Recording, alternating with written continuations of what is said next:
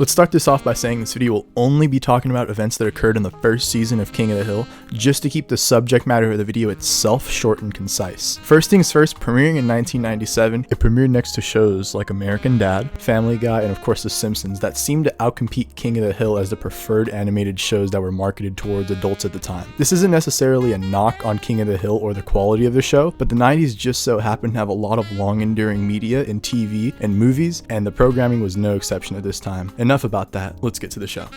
For those unfamiliar with the show, Peggy and Bobby Hill are the son and wife of Hank Hill, whose friends Dale, Boomhauer, and Bill deal with a plethora of mostly mundane but realistic happenings in the county of Arlen, Texas.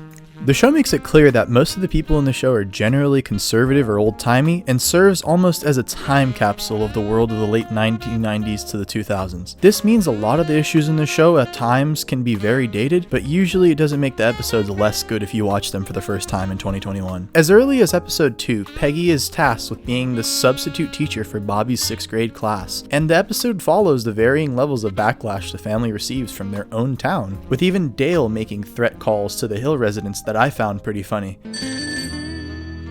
Hello? You don't know who I am, but I know where you live, and if you teach that sex ed class, so help me out. Dale? Is that you?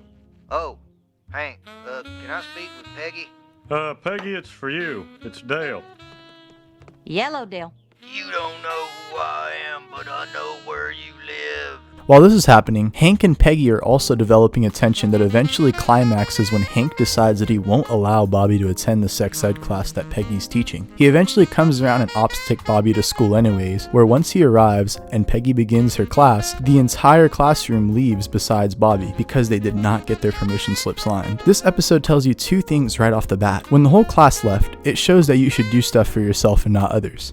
However, I personally think that's lame, and although it's deep, the more entertaining theme that I found in this episode that carries over to the rest of the show is Hank Hill is basically what every man thinks they are, in a weird 1990s optimistic American exceptionalism kind of way. Hank Hill is never wrong in the eyes of the story. He always finds a way to come around and right his wrongs. When he argued with Peggy about sex ed with Bobby, all was forgiven once he dropped off Bobby at school. In episode 5 of season 1, when he all but forces Luann to leave, all is fixed when he lets her come back over. And finally, in episode 8 of season 1, Hank's had consistently has a lot of trouble with Bobby and disrespects Peggy. And when Hank stands up, all is fixed. Look, Dad, I'm sorry about Fatty and your shins, but I'm not a kid anymore.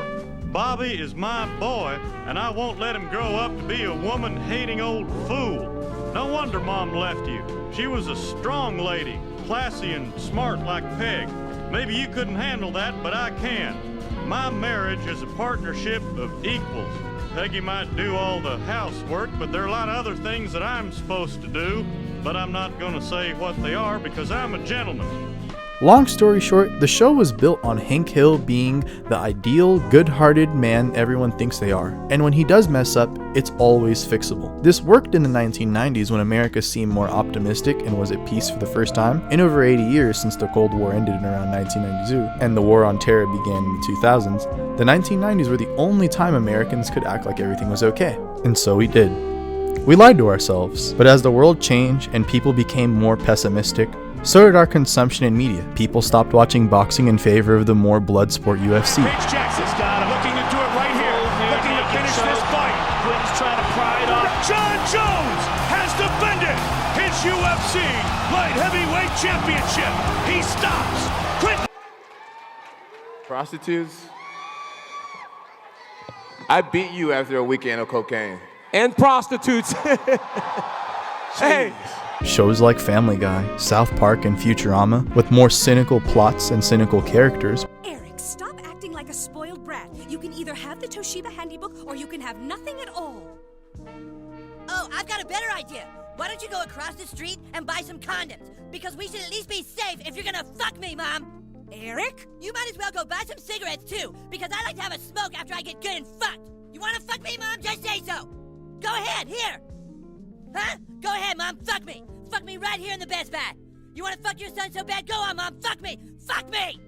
We're more popular because that's what we related to more in this changing world. We no longer lived in a world where we could convince ourselves that we're Hank Hill and we do good and have good intentions. We understand we're more like Fry. We fuck up, and that's okay, because doing better is hard. The world that made King of the Hill relatable just simply doesn't exist anymore, and what replaced it is a dry, cynical outlook on the world that we all share, as we're all condemned to one another in a changing world that showed us time and time again that the good guys don't win, and they never did.